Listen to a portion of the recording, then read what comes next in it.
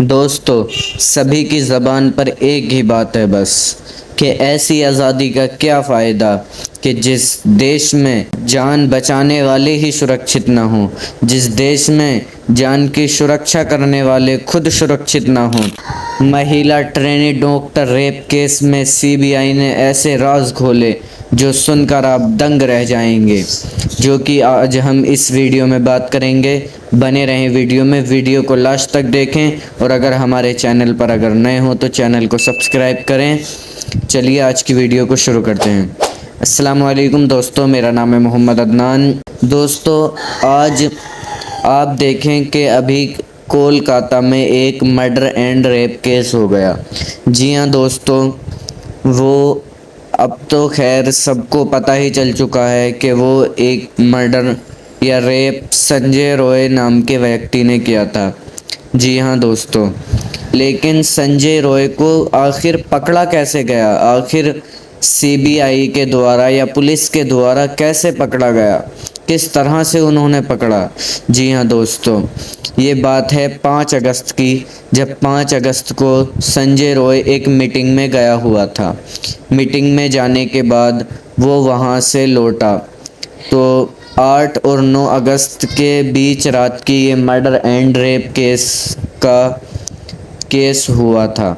जी हाँ दोस्तों, उसी रात ये एक मरीज़ को भर्ती करा कर आया था और ये कुछ इस तरह से घूमता था कि इसकी टी शर्ट पर लिखा हुआ था कोलकाता पुलिस, तो ज़्यादातर बंदों को यही पता था कि ये पुलिस में है। जी हाँ दोस्तों, सभी को यही पता था कि ये बंदा पुलिस में है और इसका बात करना, इसका चलना और इसके फिटनेस थोड़े ठीक ठाक थे, तो ये सभी लोग इसको पुलिस में समझते थे। दोस्तों, अब हुआ ऐसा, ये कोलकाता पुलिस में सभी लोग इसको समझते थे। ये एमजी कर मेंडी कॉलेज में बहुत आता जाता था और वहाँ पर इसको कोई रोक टोक भी नहीं थी, क्योंकि सभी इसको कोलकाता पुलिस में समझते थे। लेकिन ऐसा बिल्कुल नहीं था, क्योंकि ये एक नॉर्मल सी जॉब करता था जिसमें इसकी 12,000 रुपये सैलरी थी। दोस्तों, अब उस रात को ये एक मरीज़ को भर्ती करवा कर आता है। ये भर्ती इसलिए कराता था क्योंकि इसके बदले इसे पैसे मिलते थे, यानी कि ये दलाली का भी काम करता था। उस रात को ये मरीज़ को भर्ती करवा कर आया, फिर उससे मिलने गया, फिर 11 बजे अपने घर को वापस आ गया। फिर तकरीबन 2 बजे के करीब ये फिर से एमजी कर मेडिकल कॉलेज में गया। अब की बार उस मरीज़ के पास नहीं बल्कि दूसरे मरीज़ के पास गया और उसके एक्सरे वगैरह देखने लगा और डॉक्टर से बात करने लगा। और दोस्तों, फिर उसके बाद ये वहाँ से निकला और 3:37 पर सीसीटीवी कैमरे में जिस हॉल में ये केस हुआ उस हॉल में जाता दिखा। दोस्तों, वो ट्रेनी डॉक्टर भी रात को अपने अम्मी पापा से बात करके सोई थी और अपने माँ बाप से बात कर कर कह रही थी कि मुझे अभी राउंड पे जाना है, मुझे अभी मरीज़ों को देखना है, फिर मैं आपसे फ्री होकर बात करती हूँ। तो मम्मी पापा ने भी कहा ठीक है बेटा, अपना ख्याल रखना। लेकिन वो बेटी की शायद लास्ट बार माँ बाप से बात हुई थी। दोस्तों, फिर वो मरीज़ों को देखने के बाद जब उसने कुछ अपने स्टाफ के लोगों के साथ खाना भी खाया था, फिर खाना खाने के बाद वो कहने लगी मैं बहुत थक गई हूँ, इसलिए मैं हॉल में जाकर आराम करती हूँ। तो वो हॉल में जाकर आराम करने के लिए चली गई। जैसे ही उसकी आंख लगी तो वो परिंदा, वो संजय रॉय वहाँ पर आया और उसने पहले तो उसके साथ बहुत ही बुरी तरीके से उससे छेड़छाड़ की। उसके चश्मा लगा हुआ था, उसका चश्मा तोड़ा, जिसके कारण उसका शीशा उसकी आंखों में चला गया और उसकी आंखों से खून निकलने लगा और टांग में भी चोट लगी हुई थी और प्राइवेट पार्ट से भी खून निकल रहा था। दोस्तों, अब वहाँ पर कोई मौजूद नहीं था, इसलिए ऊपर वाला ही बेहतर जानता है कि आखिर वहाँ हुआ क्या होगा। लेकिन दोस्तों, ऐसी आशाएं जताई जा रही हैं, ऐसी आशाएं बताई जा रही हैं कि वहाँ उसके साथ में बहुत ही बुरी तरीके से छेड़खानी हुई है। उसका पूरा जिस्म लहूलुहान था और वो बिना कपड़ों के ऐसे ही पड़ी हुई थी। जब सुबह को कर्मचारी ने वहाँ पर सफाई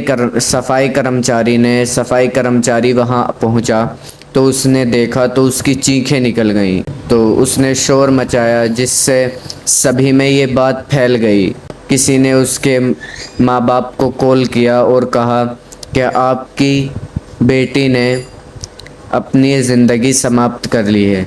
यानी कि उनका कहने का मतलब ये था कि आपकी बेटी ने खुदकुशी कर ली है। दोस्तों, उस माँ बाप पर जो रात अपनी बेटी से सही बात करके सोए थे, आखिर उस माँ बाप पर क्या गुजरी होगी जब उन्होंने यह सुना होगा। दोस्तों, वो वहाँ उन एमजी कर मेडिकल कॉलेज में आए तो आने के बाद उनसे 3 घंटे उन्हें वेट कराया गया कि आपकी आपकी बेटी से अभी मिलाएंगे, आपकी बेटी से अभी मिलाएंगे। पहले तो उन्होंने फ़ोन किया तो कहा कि तबीयत ख़राब थी, फिर बाद में फ़ोन किया तो कहा कि आपकी बेटी ने सुसाइड कर लिया है। दोस्तों, आखिर ये कैसी बात हुई? यानी कि कहीं ना कहीं पुलिस ने भी इस केस को दबाने की कोशिश की थी ताकि एमजी कर मेडिकल कॉलेज की इमेज ख़राब ना हो।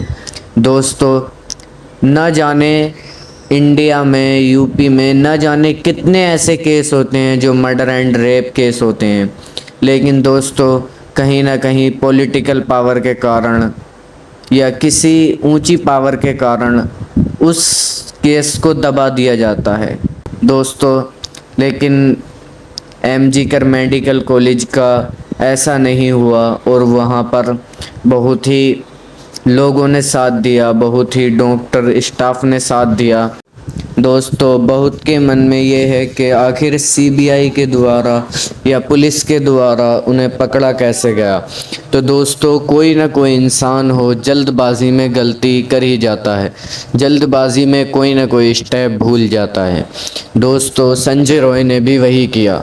उसको ये लगता था कि वो पकड़ा नहीं जाएगा, लेकिन दोस्तों वो जल्दबाजी में बलात्कार करते टाइम उसकी एक बिलातूत नीचे गिर गई, जिसे वो वहीं पर भूल गया।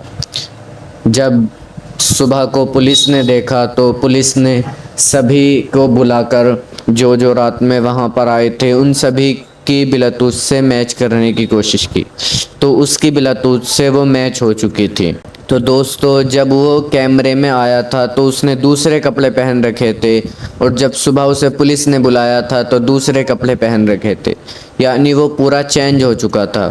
दोस्तों, अब हुआ ऐसा, जब पुलिस ने उसे बुलाया तो वो जल्दबाजी में ये हुआ कि उसके वो जूते चेंज करना भूल गया और उसके जूते पर ब्लड लगा हुआ था, यानी कि खून लगा हुआ था। दोस्तों, जब पुलिस ने इस बात पे गौर व फिक्र की तो उसी को ज़ब्त कर लिया गया, यानी कि उसे बंद कर दिया गया जेल में। दोस्तों, अब बहुत लोग ये कह रहे हैं कि आखिर ऐसी आज़ादी का क्या फ़ायदा, ऐसी आज़ादी का मतलब ही क्या है कि जिस देश में जान बचाने वाले सुरक्षित ना हो। दोस्तों, बहुत का ये कहना है कि बेटी ना घर में सुरक्षित है, ना बाहर सुरक्षित है और ना कहीं काम की जगह या कहीं सेफ जगह सुरक्षित है। अब मेडिकल कॉलेज सेफ जगह है तो वहाँ पर तो कम से कम सुरक्षा होनी चाहिए, लेकिन नहीं, न जाने ऐसे कितने रेप एंड मर्डर केस होते रहते हैं। तो दोस्तों, ये थी वहाँ की Kolkata rape and murder case की कहानी। महिला ट्रेनी डॉक्टर को जल्द से जल्द इंसाफ मिलना चाहिए, उसको फांसी होनी चाहिए। और मिलते हैं दोस्तों किसी न्यू वीडियो में, तब तक के लिए खुदा हाफिज़।